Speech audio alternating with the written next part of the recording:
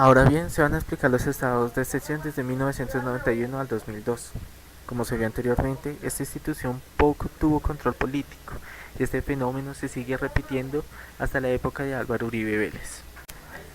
Para el análisis de esta institución bajo la fecha estipulada, es menester preguntarse cuál fue el primer estado de excepción bajo esta constitución. El primer estado de excepción fue con el presidente César Gaviria en el año de 1992. ¿Por qué se optó por esta medida? Pues bien, varios grupos terroristas estaban cobijados bajo el tránsito de normas de la época.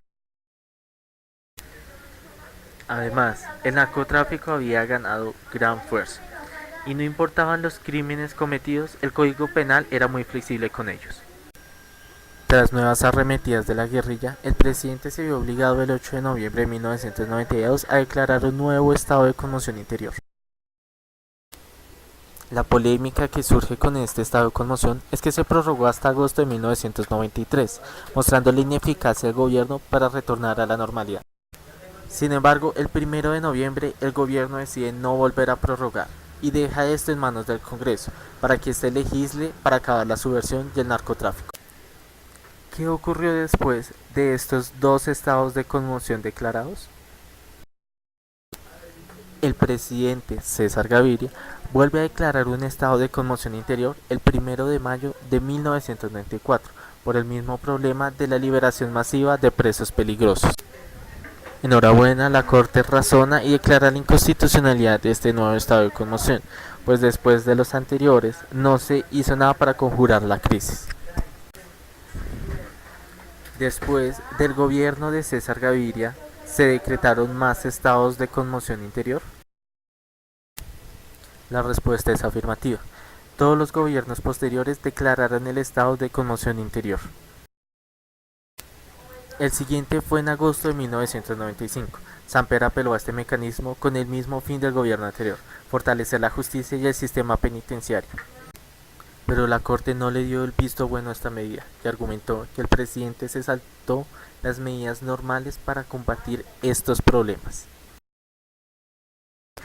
Tiempo después muere Álvaro Gómez Hurtado, a lo cual Samper declara un nuevo estado de conmoción y la Corte ahora sí le da su visto bueno.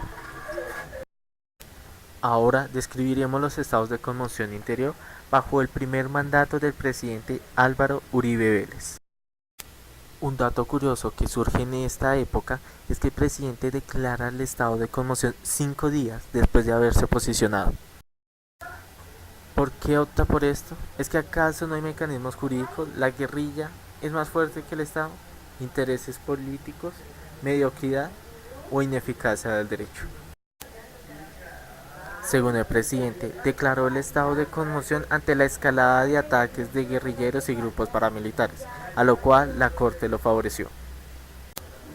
Aunque este estado solo se prorrogó una vez y su segunda fue declarada inexequible, la pregunta es por qué no se declaró inexequible los anteriores decretos. El problema radica en el mismo decreto, pues no se puede declarar un estado de conmoción interior para resolver conflictos cotidianos del Estado colombiano. Sin embargo, no se sabe por qué la Corte Constitucional aprobó estos decretos, puesto que ésta ya se había pronunciado en años anteriores respecto al mismo tema. Bien se sabe que la violencia no es un tema nuevo en Colombia, por lo cual el problema no es estructural, sino coyuntural, y se puede resolver por otros mecanismos ordinarios.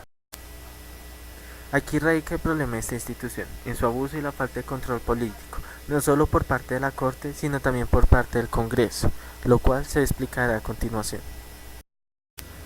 Pareciese que la Corte olvidara que en su sentencia C-406 de 1995 razonó que la guerra y los grupos ilegales son parte de la vieja y arraigada patología social que aqueja al país. Tanto César Gaviria como Samper y Álvaro Uribe Vélez utilizaron esta institución para atacar problemáticas cotidianas del Estado colombiano. Todos trataban lo habitual como extraordinario, extramilitaban barreras jurídicas que se impusieron con la nueva Constitución, pero ¿qué se esperaba de un ejecutivo que abusó de los estados de sitio en su pasado? Se observa que la Corte hizo un vago control a los decretos expedidos. Esto se ejemplifica en el caso de Álvaro Uribe, pues no reprochó que la guerrilla no sea una anomalía en Colombia, ni siquiera observó que en este se decía que Colombia era el país más violento. Quizás la Corte olvidó que existe Medio Oriente. created using Powtoon.